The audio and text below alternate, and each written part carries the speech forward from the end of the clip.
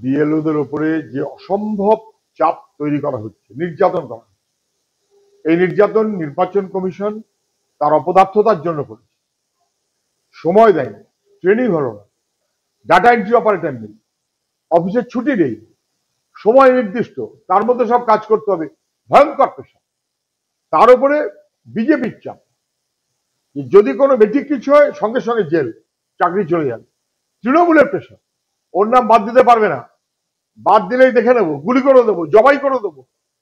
তৃণমূল চাপ দিচ্ছে, বিজেপি চাপ দিচ্ছে, নির্বাচন কমিশনের চাপ, চিড়ে চাপটা হয়ে যাচ্ছে বিএলওরা, চিড়ে চাপটা হয়ে যাচ্ছে বিএলওরা। এই অডিও আছে, সন্দেশকারীদের কোনো এক তৃণমূলের নেতা সে বলেছে কার নাম বাদ দিয়েছো, ও মুখটা বাদ দিয়েছো কেন, অত জবাই করে দেবো, মানে খুন করে দেবো। তারপর এসব হওয়ার পর পুলিশ একাত্র জায়গাতে নাড়াচাড়া করছে, কিন্তু গোটা রাজ্য জুড়ে বিএলওদের উপরে যে অসম্ভব চাপ তৃণমূল বিজেপি তৈরি করেছে, এর ভিত্তি হচ্ছে তার মতন ব্যবস্থা করে দিয়েছে নির্বাচন কমিশন, প্রস্তুতি ছাড়া এই এসআইআর এর ব্যবস্থা।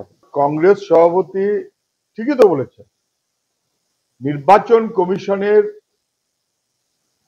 অযোগ্যতা, অপদার্থতা এবং তাদের ভয়াবহ রাজনৈতিক চাপ, বিজেপির হয়ে কাজ করছে নির্বাচন কমিশন, এবং সেই চাপটা এমন বেআইনি ভাবে, বেঠিক ভাবে করা হচ্ছে যে বিএলওরা চিড়ে চাপটা হচ্ছে, কাজের প্রেশার ভয়ঙ্কর, এবং তারপর অসুস্থ হচ্ছেন, কেউ কেউ সুইসাইড করছেন।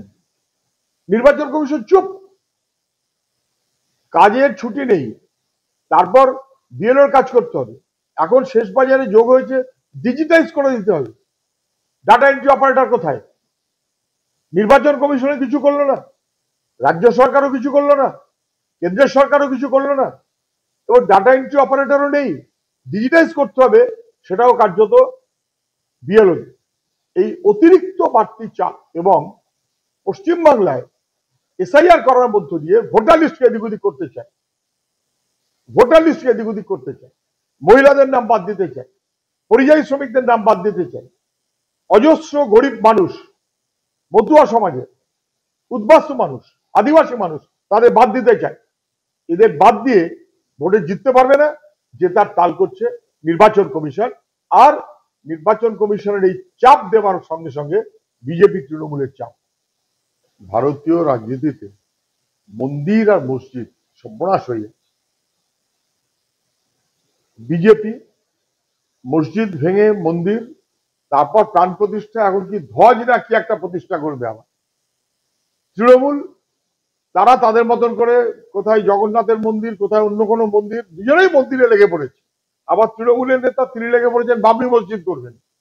এটা মন্দির আর মসজিদের খেলা। রাজনীতি মানুষের জন্য শিক্ষা, কাজ ইত্যাদি সেখানে সরে গেল, এর চেয়ে দুর্ভাগ্য কিছু হয় না। তো যদি মনে করে থাকেন কি একটা ধ্বজ না কি একটা করবেন মন্দিরের মাথায়, নরেন্দ্র মোদী উদ্বোধন করবেন, ওতে বিজেপির কোনো লাভ হবে না। রাম মন্দির প্রতিষ্ঠার পরেও অযোধ্যার আসনে ওই আশপাশে বিজেপির হাল খারাপ হয়েছে।